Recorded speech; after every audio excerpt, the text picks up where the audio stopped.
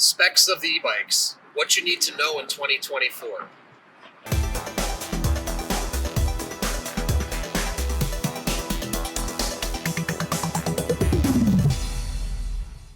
Hey everyone, I'm Dustin. I have nearly 20 years experience in the bike and e-bike industry. And today we're going to talk about specs of an e-bike and what you need to know in 2024.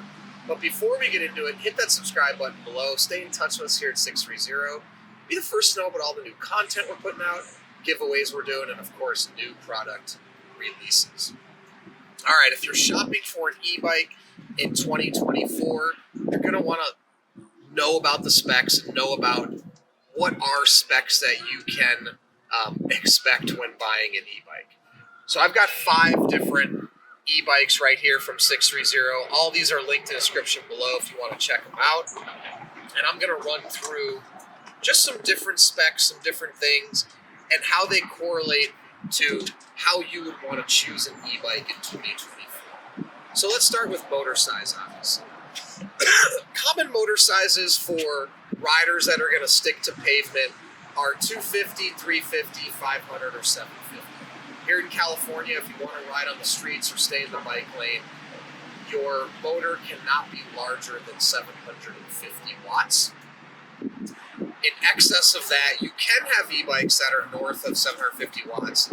They would only be used for off-road. And in particular, government land or parks, you can't have e-bikes larger than 750 watts. Now, on private land, you can do whatever you want. And I can't tell you that wherever you live, the police or whoever would pull you over. But the way the laws are, 750 watts is the max size that would you legally be able to ride. Now, when you talk about 750 watts, 500 watts, 250 watts, different riders is going to be good for different size motors, good for different riders. 250 watt e-bikes, quite honestly, are good for most, if not all riders, if you're doing primarily flat ground riding. Even if you're a heavier rider, 300 pounds, 350 pounds or more, 250 watts for flat ground around town, it will be more than enough, as will 350 watts. Now, 500 watts is better if you want to go a little bit faster, and also you do have hills to contend with. Even if you're only 150, 200 pounds, having that 500 watts to go up hills is going to help tremendously. Now, in flat ground, like I said, it's not going to be a huge benefit, but if you do have hills that you're going up consistently, having an extra power is going to be great. Now, we talk about 750 watts. If you're doing a lot of hills or you're a rider over 250 pounds and you want to be able to hit those top speeds, having 750 watts is going to make hills quite a bit easier, and you'll fly up at any size hill with that size motor. Now, even when you get to about 350 pounds, 400 pounds, 750 watts to go up hills, you're still going to have to do the pedal assist and put in a little bit of effort. So something to think about. The other thing is that there's rear hub motors and mid-drive motors. Rear hub motors are going to be less expensive than a mid-drive motor. And a rear hub motor is good for most use cases when you talk about street riding or recreational riding. Now, if you're going to do a lot of hills all the time, having a mid-drive is a good idea. So if you're heavier and doing a lot of hills, you may want to consider a mid-drive. It's going to cost more money, but if you really want to ensure that you can get up certain hills, think about a mid-drive if you're a heavier rider with a lot of hills. Otherwise, I want to say most recreational pavement riders, a rear hub motor is going to be more than ample, and you'll save yourself some cost when out shopping for an e-bike. Now, there's also things I want to talk about, which is cadence sensors and torque sensors. A cadence sensor basically activates your pedal assist. When you start pedaling, the motor kicks on to assist you. A torque sensor, as you pedal, it gauges your pedal and the motor moves in line with how much you're pedaling. Torque sensors are more expensive. They're going to add anywhere from $50 to $150 cost per e-bike. Cadence sensor is going to be less expensive. Now, if you are very concerned about the feeling of the pedal assist and you want it to be very in line with your pedaling, a torque sensor is a great option. Cadence sensors, which is what we use on most of our e-bikes, work great as well. It's just more of an on-off. As you pedal, it's on. When you stop, it's off. Torque sensor, it's a little more gradual. So you have to understand or think about the cost and what's beneficial to you. Cadence sensors, as long as you regulate your pedal assist level, keep it in 1, 2, or 3 according to the speeds you want to go, they work great. Now, they're initially going to give you a boost as you start pedaling, but once you get to your speed and they're running, torque sensors and cadence sensors work about the same. The only benefit really is in the upstart of how the torque sensor gauges versus the cadence sensor. So, something to think about. Torque sensor e-bikes are going to cost a little bit more money. Cadence sensor e-bikes are going to save a little bit. Both function great. In terms of power, output, and how they perform top speeds, they're both going to be about the same. Now, battery sizes are another thing to consider. The battery size is really going to affect the cost or price of your e-bike. Battery sizes can range from 6 amp hours up to 21 amp hours I've seen. There's now also dual battery e-bikes out there or tri-battery e-bikes out there. So thinking about, again, flat ground riding, you could get away with 6, 8 amp hour batteries.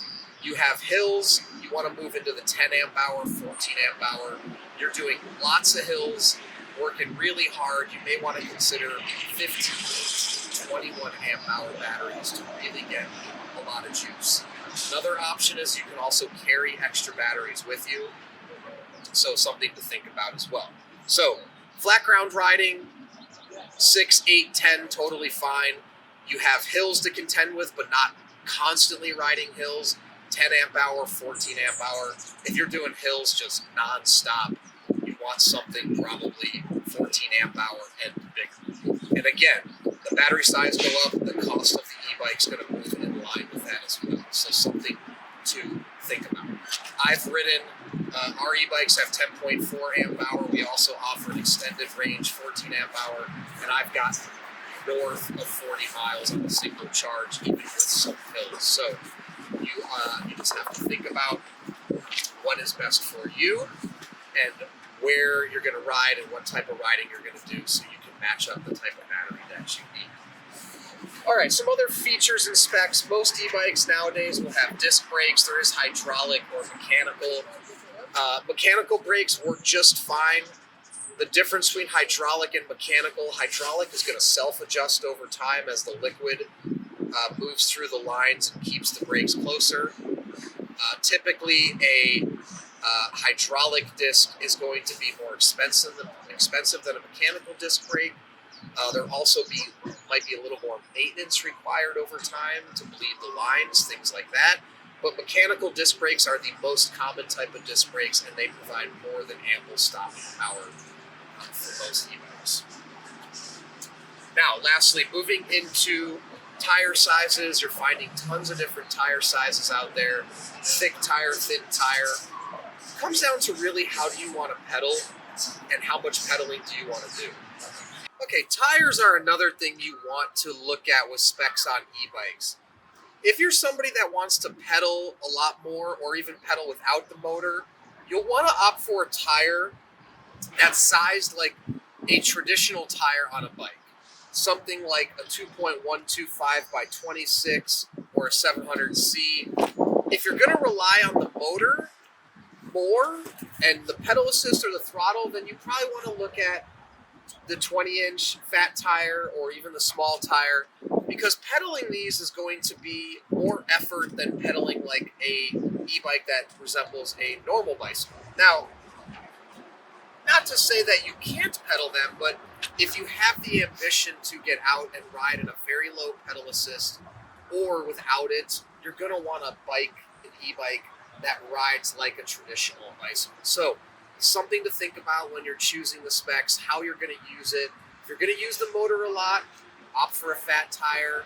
If you're going to use it a little bit, you can go thinner, small tire. And if you're really just going to use the pedal assist to help you, but you still want to pedal, opt for a traditional tire. Now, not to say that you can't go against what I'm saying, but just something that I feel like is the best use case for that particular tire.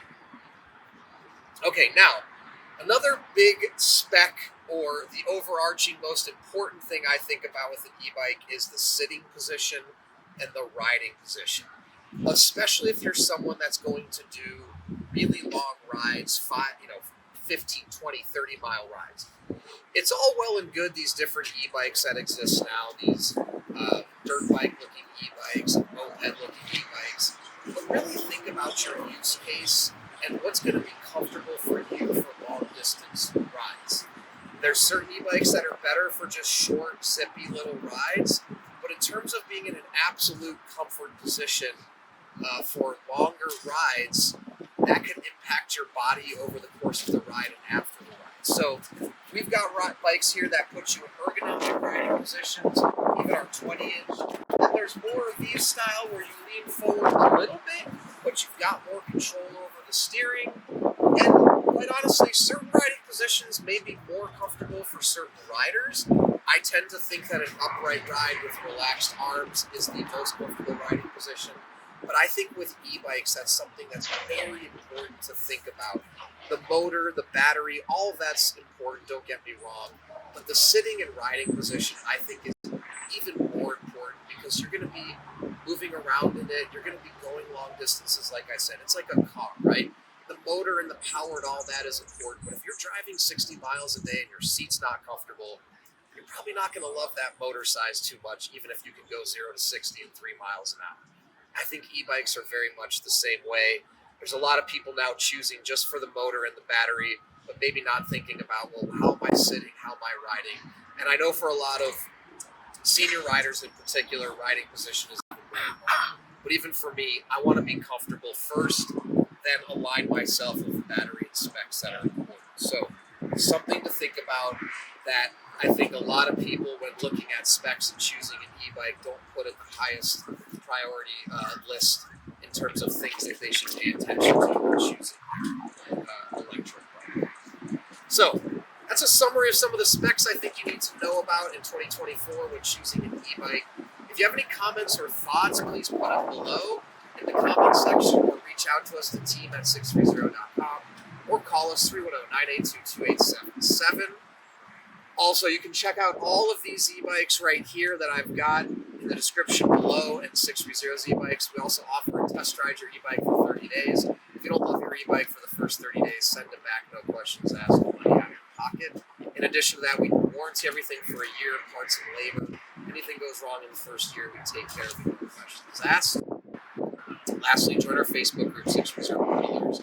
Thousands of members in there. Talk to existing riders about their e-bikes before you jump in and purchase them. When you have yours, post in the group, make friends, it's fun. So thanks for sticking around, and don't forget, it's your journey, your experience.